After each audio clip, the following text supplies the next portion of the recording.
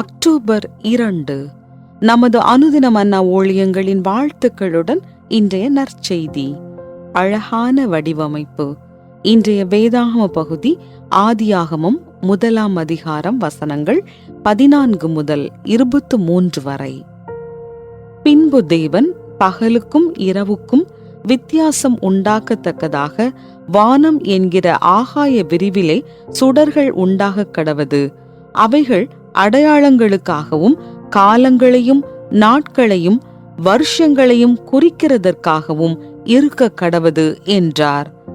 அவைகள் பூமியின் மேல் பிரகாசிக்கும்படிக்கு வானம் என்கிற ஆகாய விரிவிலே சுடர்களாய் இருக்க கடவது என்றார். அது அப்படியே ஆயிற்று. தேவன் பகலை ஆள பெரிய சுடரும் இரவை ஆள சிறிய சுடரும் ஆகிய 2 மகத்தான சுடர்களையும் நட்சத்திரங்களையும் உண்டாக்கினார்.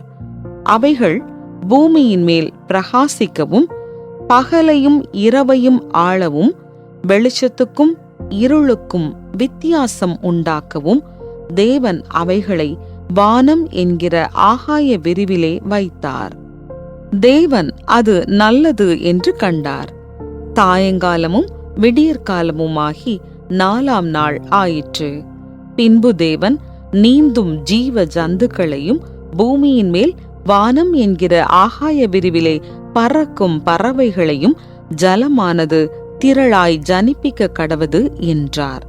தேவன் மகா மச்சங்களையும் ஜலத்தில் தங்கள் தங்கள் ஜாதியின்படியே திரளாய் ஜனிப்பிக்கப்பட்ட சகலவித நீர்வாழும் ஜந்துக்களையும் சிறகுள்ள ஜாதி ஜாதியான சகலவித பட்சிகளையும் சிருஷ்டித்தார்.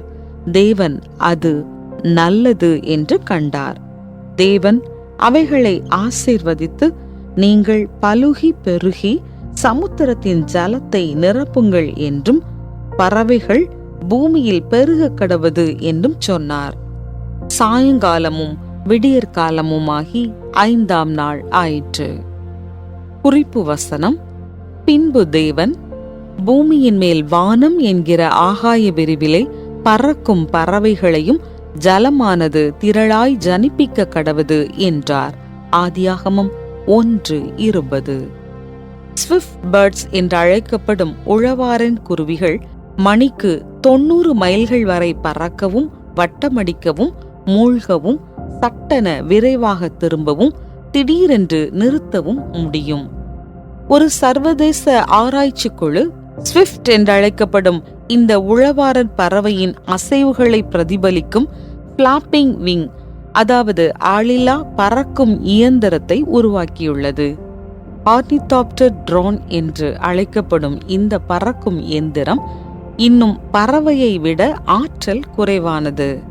பறவைகளுக்கு பல தசைகள் உள்ளன.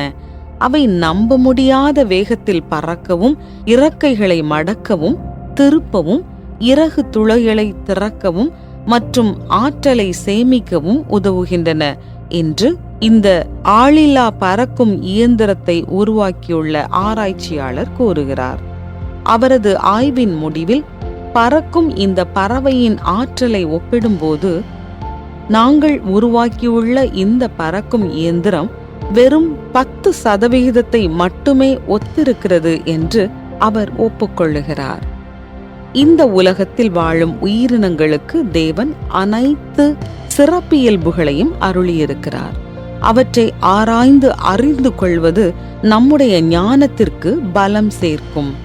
வாழ்க்கைக்கு தேவையான வாழ்வாதாரங்களை சேகரிக்கும் எறும்பு, தங்கள் வீட்டை கண்மலையில் தோண்டி வைக்கும் குழிமுசல்கள், கூட்டமாய் அணிவகுத்து வரும் வெட்டுக்கிளிகள் ஆகியவை நமக்கு விலைமதிப்பற்ற பாடங்களை கற்பிக்கிறது.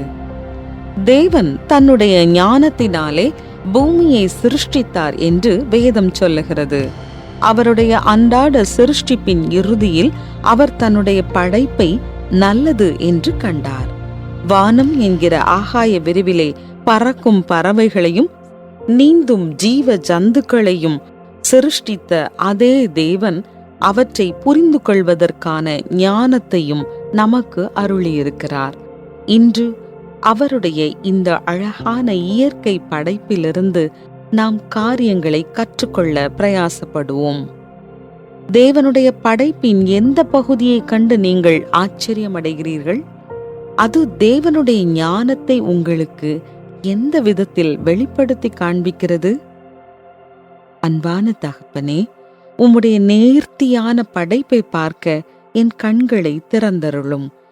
அழகான இயற்கை படைப்பிலிருந்து காரியங்களை கற்றுக்கொள்ள எனக்கு உதவும். ஆமென்.